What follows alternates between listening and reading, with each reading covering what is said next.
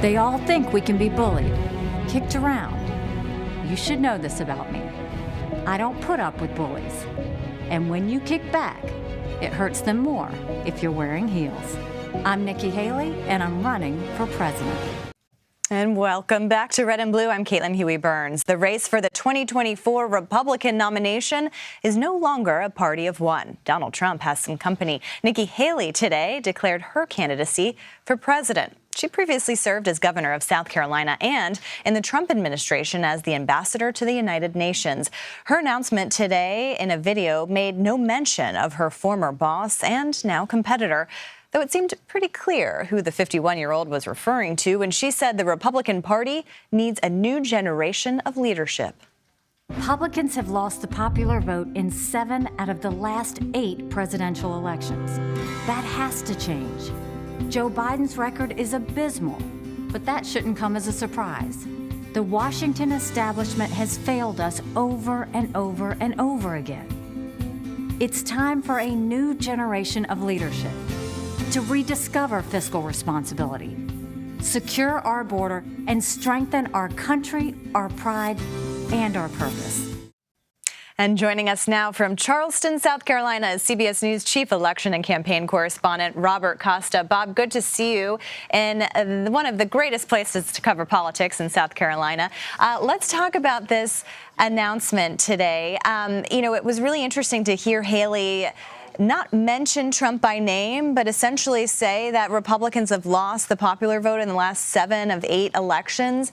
How do you expect her, or how does her team, I should say, expect her to kind of navigate this area where, she worked for Trump, but also trying to carve her own lane? Good to be with you, Caitlin.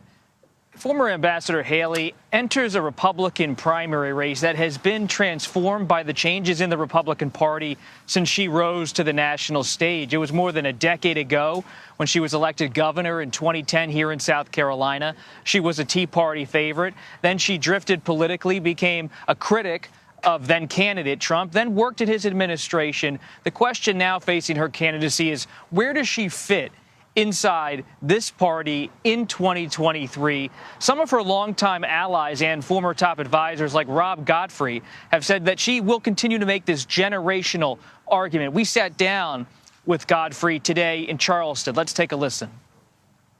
I don't think there could be 2 greater foils than President Trump and Governor Haley. You've got a candidate who's of another generation, a candidate who talks about the past. He talks about elections of the past. He talks about issues of the past. And you've got a candidate of a newer generation who talks about the future.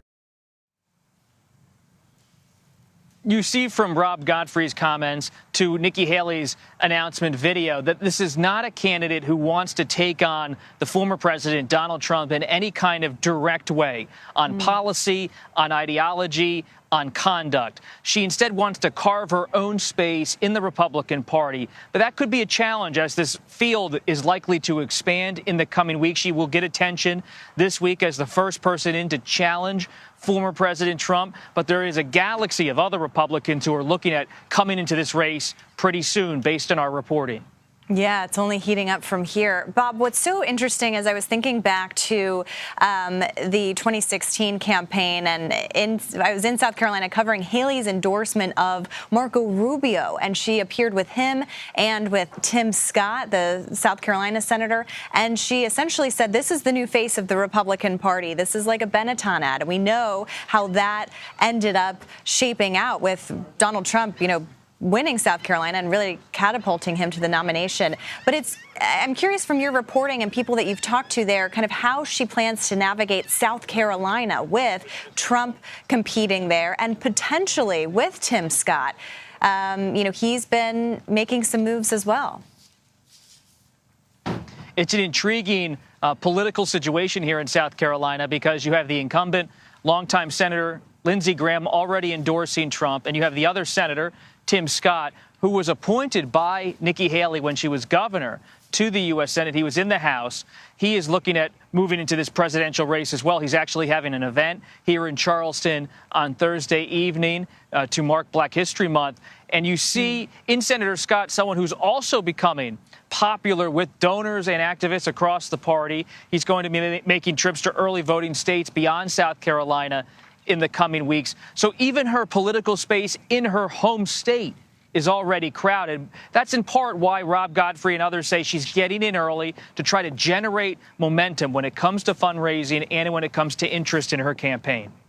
Yeah, that's a really, really interesting point, Bob. And Tim Scott's name has come up over and over again, it seems, in conversations lately. I'm curious, too, as much as we're talking about how Haley will try to navigate the Trump factor, has the former president himself weighed in on her candidacy?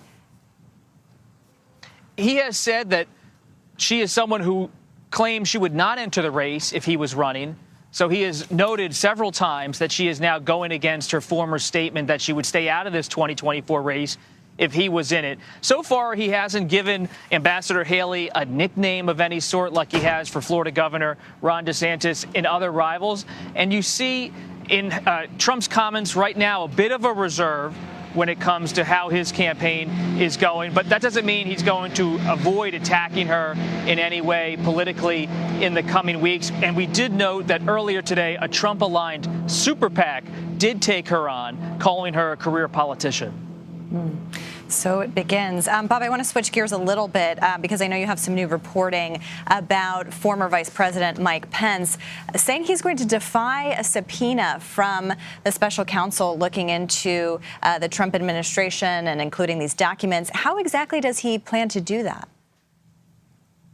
Well, based on our conversations with sources close to former Vice President Mike Pence and his legal team, he is going to argue that he, as a former vice president, is also a former president of the Senate, and he's going to mount a legal argument on legislative grounds. It remains to be seen how this is all going to play out. It's a legal showdown between Pence and his team and the Justice Department, this new special counsel investigating former President Trump and his conduct, the conduct of his allies in and around January 6th and the Capitol attack. But they all want to hear from Pence over at DOJ because he was in the room with Trump in the Oval Office, January 5th, 2021, the eve of the insurrection, on the phone with Trump on the morning of January 6th, the day of the Capitol attack. So he is a firsthand witness, an eyewitness to a lot of what happened before January 6th, on January 6th, of course, inside the Capitol with his family going to a secure location in the basement area of the Capitol during the attack. But it remains to be seen whether he will ever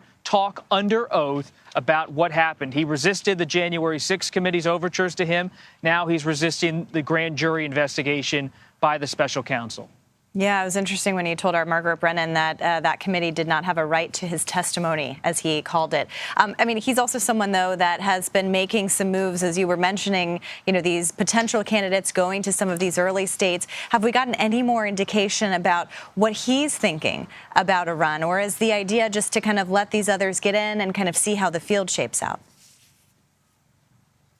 Former Vice President Pence continues to move toward a 2024 campaign. So does Senator Tim Scott. So does former Secretary of State Mike Pompeo. So does, well, almost it seems everyone who's been eyeing this 2024 race for a long time. They see this as an open race to be the non-Trump candidate. Yes, former President Trump has a lot of political support here in South Carolina, in Iowa, New Hampshire, other early voting states. But they don't see him taking off like a rocket.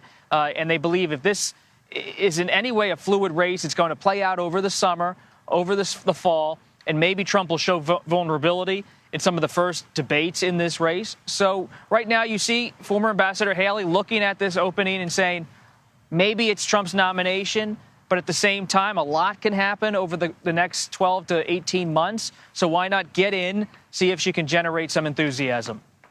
Yeah, still a long way to go, so we'll see how that plays out. Bob Costa in Charleston, South Carolina. Please enjoy some good food and sunshine for us. We appreciate your